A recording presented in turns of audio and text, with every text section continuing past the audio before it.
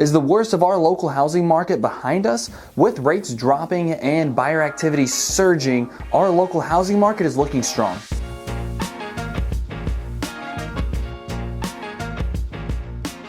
Welcome back to our monthly Charlotte, North Carolina housing market update. My name is Josh Finigan with the Finigan Group here at eXp Realty. Here to bring you the latest and the greatest, the most up-to-date information on our local Charlotte, North Carolina housing market, keeping you in the know of the different changes and trends we're currently seeing. And if you haven't subscribed yet, make sure you click that subscribe button, turn notifications on, so you can stay 100% up to date on everything going on here in the Charlotte area. March was definitely a very eventful month. We had a lot of crazy things go on. We saw the Silicon Valley and Signature banks fail. The Federal Reserve had a meeting in March. We saw interest rates started to decrease, and here in our local market we saw a surge in new inventory. The average sales price skyrocketed, and there's definitely a lot of buyers out there as well. Over 400,000 Mecklenburg County residents received a notice in the mail giving them an update on their property's new tax value, and I'm sure all of us had quite a bit of sticker shock. So we also shot a video, I'll put a link right here, that walks you through what's going on and what we can expect and how this will affect our taxes as well. So let's go ahead and jump on in and take a look at the amount of new inventory we saw come onto the market in March.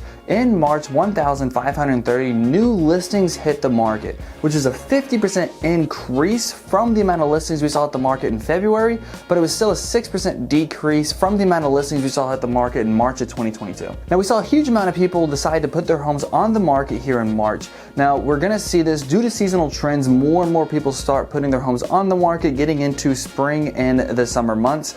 However, we did see a big jump from February to March. And one reason could be with the rates dropping, a lot of those homeowners that were sitting on the sidelines deciding not to make a move because the rates were too high may have started to take advantage of that rate drop and put their homes on the market and make that move they've wanted to over the past couple months.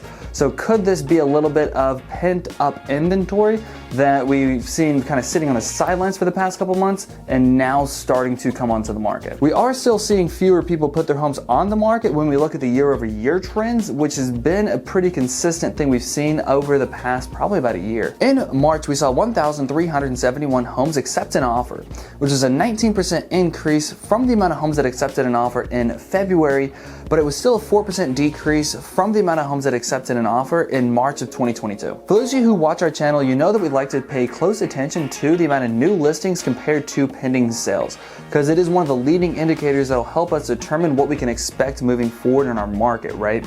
If the amount of new listings outpace the amount of pending sales, then we're gonna see inventory increase, and that's also vice versa as well. And in March, the number of new listings outpaced the number of pending sales for the first time in 4 months, which gave buyers a little bit more choice when they're out there looking for homes. This is definitely something we wanna monitor, because in 2022, as the market continued to soften, the amount of new listings kept outpacing the amount of pending sales, which means our inventory kept growing. Now that changed suit over the past few months because of those rates dropping. It's revitalized those buyers out there. So we still have those buyers. We have a lot more people actually putting their homes on the market. In March, 1,182 homes closed, which is a 37% increase from the amount of homes that closed in February, and it was a 3% increase from the amount of homes that closed in March of 2022. So you homeowners will love this. The average sales price definitely had a surge in the month of March. The average sales price in March was $513,000, which was a 10% increase from the average sales price in February, and it was a 6% increase from the average sales price in March of 2022. And that's pretty incredible. I mean, since January, the average sales price here in Charlotte increased by 13%. And we're actually only 3% off from the highs we saw of 2022 back in June. And one thing we can point to is the dropping of the mortgage rates, which really revitalized those buyers out there. And on top of that, you have the seasonal trends. We're getting into the spring months, so put those two together and you're gonna have a lot of activity in the market. And if we look at mortgage rates, they really started the beginning of March right around that 6.7, 6.75 number, and they ended in March right about that 6.25 to 6.32 number. So buyers really gained a lot of purchasing power through that month of March.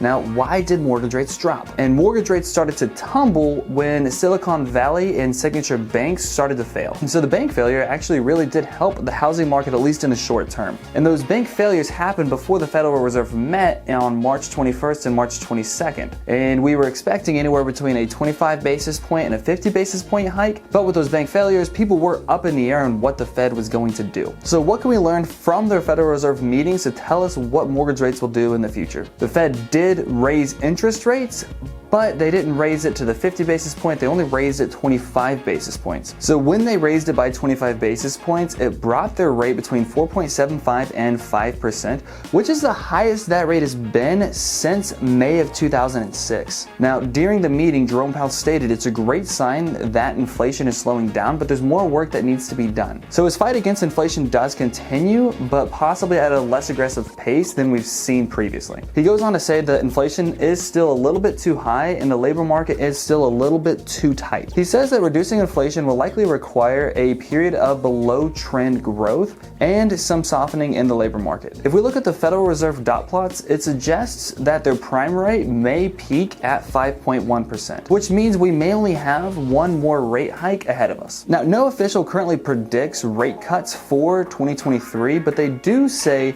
we may see the rate go down to 4.3% in 2024. So what does this mean for mortgage rates here moving forward? We've likely seen the highest mortgage rates behind us, but we're very unlikely to see the low rates that we saw back in 2020 and 2021 again. And we can expect rates to stay volatile and probably yo-yo a little bit up and down, at least until there's a firm consensus on when the Federal Reserve will stop hiking rates. Now, Freddie Mac predicts that the mortgage rates will end the year around 6.2%. Fannie Mae predicts they'll end around 6%. And the Mortgage Banker Association predicts they'll end the year around 5.2%. So we'll probably see rates fluctuate a little bit or possibly drop just a little bit more, but we're not going to see those low 2.5%, 3.5% rates. So for those of you who are considering to purchase, the great thing is rates have fallen. You're not going to get those super ridiculously low rates, but you're going to get a lower rate. And there's more inventory on the market, so you'll have a little bit more to choose from.